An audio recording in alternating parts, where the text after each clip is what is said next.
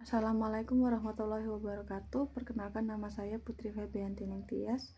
Saya berasal dari Fakultas Ilmu Sosial dan Ilmu Politik. Saya jurusan Sastra Inggris, bidang minat penerjemah. Di sini sebelumnya saya mau menjelaskan tentang mempertahankan bahasa Indonesia di era globalisasi.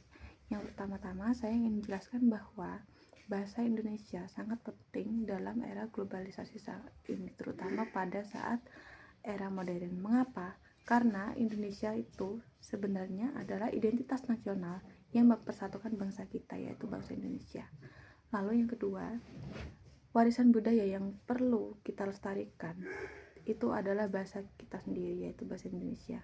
Karena kita terbentuk dari bangsa yang satu, yaitu bangsa dan bahasa Indonesia. Lalu tantangan di era globalisasi ini tentang bahasa Indonesia sangat banyak sekali, terutama pada bahasa asing yang semakin kuat dalam era modern ini, terutama pada generasi muda.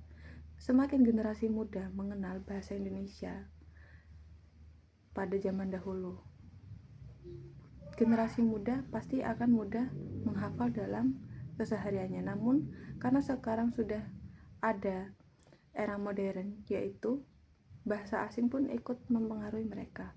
Otomatis bangsa Indonesia yang sudah hafal di luar kepala bahasa yang baik, formal dan benar, itu otomatis langsung terlupakan dan langsung otomatis kurang baik bahasanya. Karena apa?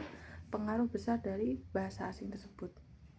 Lalu dampak yang lebih parahnya lagi, para pemuda Indonesia memiliki kesadaran yang sangat minim akan pentingnya bahasa Indonesia dalam dunia internasional, karena mereka lebih merasa cocok dengan bahasa asing, yaitu bukan bahasa Indonesia. Alasan mengapa bahasa Indonesia perlu sekali dipertahankan, karena mengingat pada amanat Sumpah Pemuda, bahasa Indonesia diakui sebagai bahasa persatuan. Lalu pada pengakuan yuridis UUD 1945 pasal 36 yang menyatakan bahwa bahasa Indonesia sebagai bahasa negara. Lalu peran dalam diplomasi, penggunaan bahasa Indonesia dalam forum internasional seperti ICIS menunjukkan eksistensi dan kekuatan bahasa Indonesia. Lalu bahasa Indonesia juga memiliki fungsi heuristik dan referensial, di mana bahasa Indonesia sebagai sarana bahasa untuk mengembangkan ilmu pengetahuan dan membangun peradaban dunia. Lalu pada Undang-Undang Nomor 24 Tahun 2009 yang dimana berbagai peraturan pemerintah yang mendukung pemantapan dan penginternasionalan bahasa Indonesia. Jadi bahasa Indonesia masih sempat menjadi regulasi pemerintah dalam undang-undang tersebut. Lalu kendala yang dihadapi pada saat ini, pada zaman modern, yaitu dominasi bahasa asing dalam berbagai aspek kehidupan, seperti teknologi, bisnis, hiburan. Jadi kadang saat ini dalam aspek teknologi contohnya, banyak bahasa yang lebih gaul dan tidak formal, tapi agak melencengkan sedikit bahasa Indonesia, tapi tetap konteksnya melencengkan. Lalu yang pada dunia hiburan itu sangat banyak yang melenceng dari bahasa Indonesia yang asli, jadi agak tidak formal dan kadang dicampur-campur oleh bahasa asing di luar sana yang benar-benar bukan ajaran bahasa Indonesia. Lalu kesadaran para generasi atau kalangan muda sangat minim rasa bangganya dan kesadarannya akan bahasa Indonesia. Mereka lebih merasa bangga dengan bahasa asing, bahasa lain, padahal bahasa yang di Indonesia itu sebenarnya lebih indah daripada bahasa lain karena memiliki sopan santun dan integritas yang lebih tinggi. Lalu standarisasi sangat belum optimal bahasa Indonesia yang dipakai sekarang, jadi kurang optimal dan tidak baik. Jadi langkah-langkah konkret untuk menjaga eksistensi bahasa Indonesia saat ini dalam aspek peran masyarakat, kita harus menggunakan bahasa Indonesia yang baik dan benar dalam kehidupan sehari-hari, supaya nanti pada generasi seterusnya kita bisa menerapkannya kepada generasi baru, seperti itu. Lalu kita harus meningkatkan apresiasi terhadap karya sastra dan budaya Indonesia, seperti karya-karya novel kita bisa baca atau kita bisa tekuni memahami atau mendalami atau mencatat. Lalu setelah itu kita bisa juga mendukung program-program pemerintah terkait pelestarian bahasa Indonesia. Kita tidak boleh cuek terhadap program pemerintah tersebut, kita harus lebih bangga dan lebih teliti, lebih cermat, lebih mendalami bahasa tersebut lebih dari bahasa yang lain supaya kita tidak kembali dijajah oleh negara lain. Lalu dalam aspek peran generasi muda, kita bisa aktif menggunakan bahasa Indonesia di media sosial yang selalu kita pakai tiap hari seperti handphone, laptop, dan lain sebagainya. Kita bisa menggunakan platform digital di dalam medsos tersebut.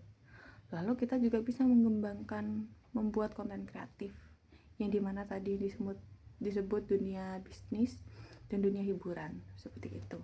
Kita bisa menggunakan bahasa Indonesia yang formal lagi, kita balik pada bahasa kita yang asli, supaya kita tidak melenturkan sama sekali bahasa Indonesia yang asli. Lalu kita juga bisa mengikuti kegiatan atau organisasi yang fokus pada pelestarian bahasa Indonesia.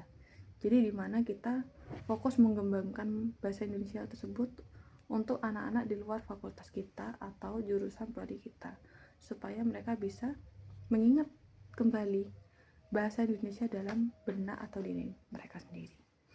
Lalu setelah itu peran pemerintah dan lembaga pendidikan. Kita bisa memperkuat kurikulum pendidikan bahasa Indonesia seperti kurikulum lama, kurikulum baru, merdeka dan sebagainya. Kita tetap memperkuat bahasa Indonesia dalam materi atau teori apapun yang baru, asalkan tidak melunturkan sedikit pun masalah atau subbab tentang bahasa Indonesia di zaman atau kurikulum manapun. Lalu kita bisa meningkatkan kualitas pengajaran bahasa Indonesia. Meskipun nanti kurikulumnya ada bahasa Indonesia, kalau tidak diajarkan, tidak mungkin anak tersebut langsung paham atau mahasiswa tersebut langsung paham dalam benak mereka. Pasti mereka ada pertanyaan, apakah bahasa ini cocok untuk aku ucapkan pada saat ini atau pada saat yang lainnya. Jadi meskipun banyak anak atau banyak mahasiswa membaca, tidak semuanya anak-anak atau para pembaca tersebut langsung paham apa yang mereka baca. Pasti mereka perlu guru untuk memahami bahasa tersebut. Mereka butuh seseorang yang lebih ahli. Karena itu saya ucapkan meningkatkan kualitas pengajaran bahasa Indonesia supaya lebih baik, lebih mantap. Lalu kita bisa menyelenggarakan kegiatan-kegiatan yang mempromosikan bahasa Indonesia di tingkat nasional dan internasional seperti festival bahasa, lomba karya tulis, atau novel dan sebagainya. Kalau mungkin ingin lebih menangkap target, ya bisa diberi seperti hadiah atau dan lain sebagainya. Kita juga bisa mendukung penelitian dan pengembangan bahasa Indonesia supaya kita bisa menelaah lebih dalam arti bahasa Indonesia yang sungguh-sungguhnya dan bisa menjadi pengembangan bahasa Indonesia di generasi yang akan datang. Lalu untuk kesimpulan dari presentasi yang saya jelaskan adalah bahasa Indonesia bagaimanapun bentuknya atau di zaman apapun, tetap bahasa Indonesia itu identitas asli dan kekayaan bangsa yang perlu dijaga, baik di era globalisasi ataupun di era lainnya. Lalu peran serta seluruh elemen masyarakat, baik kalangan pemerintah, mahasiswa, kalangan muda, tua, sangat penting dalam melestarikan bahasa Indonesia, karena bahasa kita hanya bahasa satu, yaitu bahasa persatuan, bahasa Indonesia. Lalu ajakan dari saya intinya adalah mari kita bersama-sama menjaga dan mengembangkan bahasa Indonesia sebagai wujud cinta tanah air dan sebagai tanda jasa kita menghargai atau menghormati perjuangan para leluhur 45 yang telah gugur, supaya kita selalu kenang jasanya hingga Indonesia merdeka dan jaya. Meskipun kita sudah dianggap pernah merdeka, kita tetap tidak bisa menutup kemungkinan bahwa Indonesia akan tetap dijajah pelan-pelan, satu persatu, secara halus oleh bahasa asing lainnya. Buktinya sekarang sudah banyak, entah itu bahasa untuk bisnis, hiburan, sudah banyak yang di luar bahasa Indonesia seperti itu. Lalu ajakan saya lagi, gunakan bahasa Indonesia dengan bangga dan benar di setiap kesempatan. Jangan mengada-ngada bahasa Indonesia, karena hal itu bukan hal yang remeh. Dalam suatu hal yang remeh, jika dia itu pertama kali meremehkan, berarti itu pilihannya. Jika pada kejadian kedua dia tetap meremehkan, berarti dia memang keputusannya suka meremehkan bahasa Indonesia. Dan sampai jika ketiga, itu berarti dia sudah kebiasaan.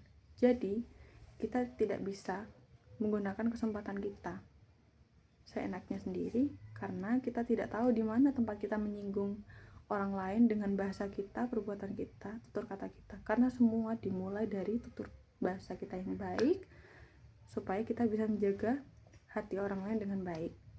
Lalu yang terakhir, jadikan bahasa Indonesia sebagai tuan rumah di negeri sendiri dan tamu terhormat di negara lain.